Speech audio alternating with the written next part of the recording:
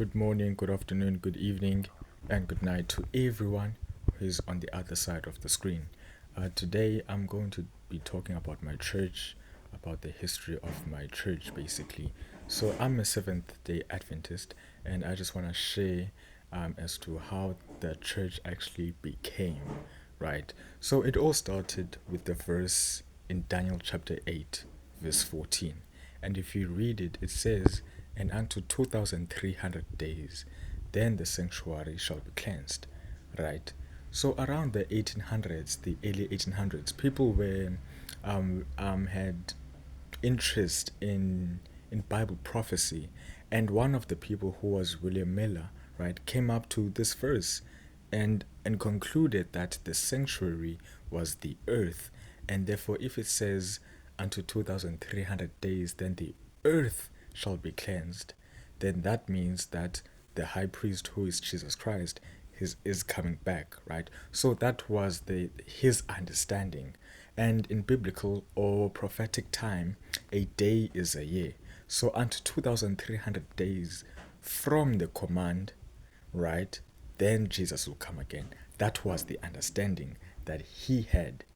And he did all these calculations and said that he was going to return around 1843 and 1844, but later on concluded that it was 22nd of October 1844, right? We are here now, 2026. Jesus Christ has not returned. So, of course, it was somewhat of a failed prophecy, right?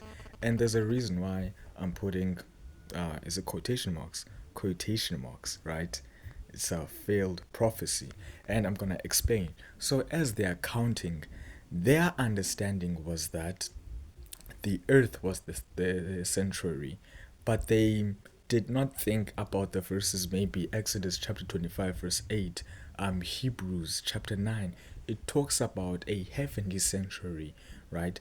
And that the earthly sanctuary that Moses built was a representation of what was in heaven. So when it says that the sanctuary shall be cleansed, it didn't talk about, firstly, the earth. It didn't talk about the earth.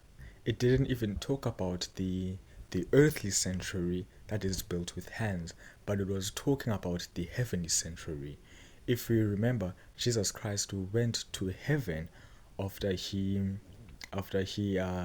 delivered us from sin, right? After he died for our sins, he went to heaven, right?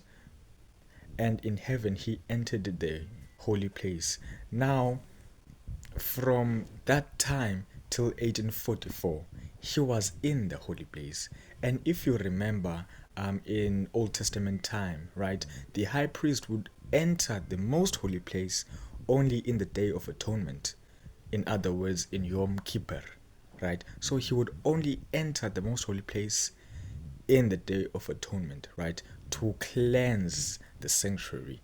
So now, when the verse says, "Unto 2,300 days, then the sanctuary shall be cleansed," it is showing us a transition of Jesus Christ moving from the holy place into the most holy place of heaven, right?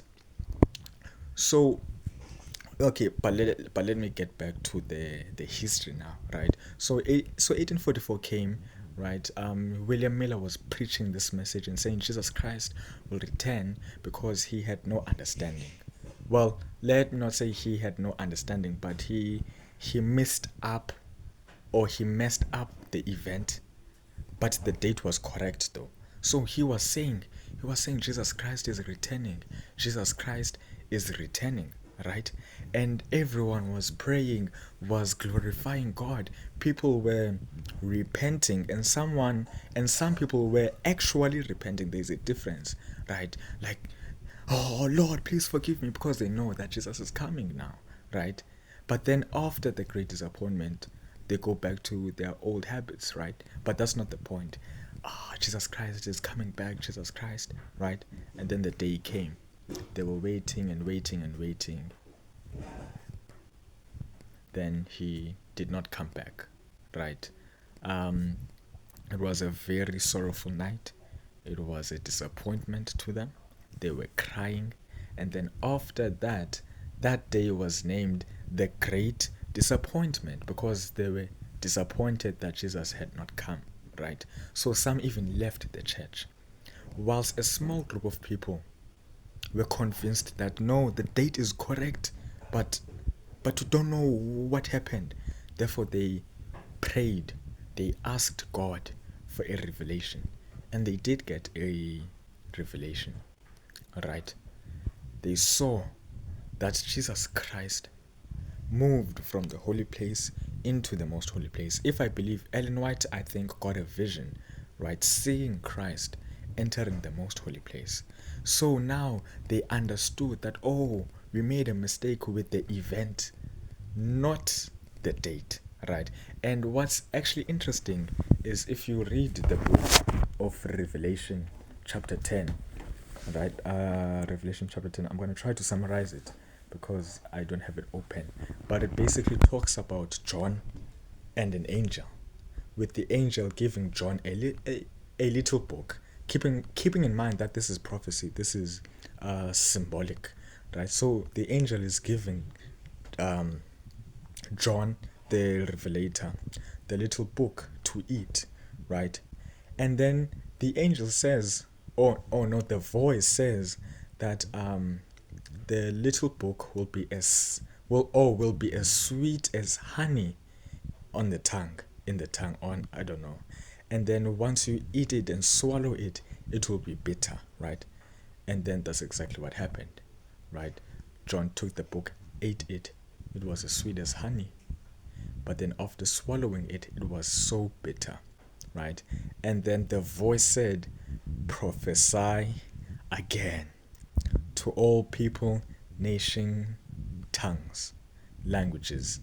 Prophesy again, right?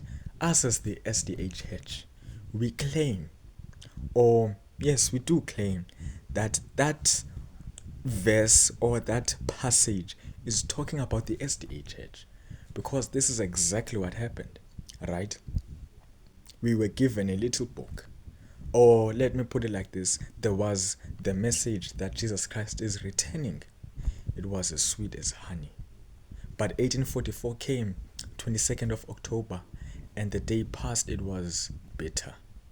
And now and then the verse continues to say, you must prophesy again. Us as the SDHH, we believe in the prophetess Ellen White, right? And she doesn't contradict the Bible, but she explains the Bible, right? She gives us insights that maybe one could not see, right? Otherwise, I just wanted to talk about that. Anyways, goodbye.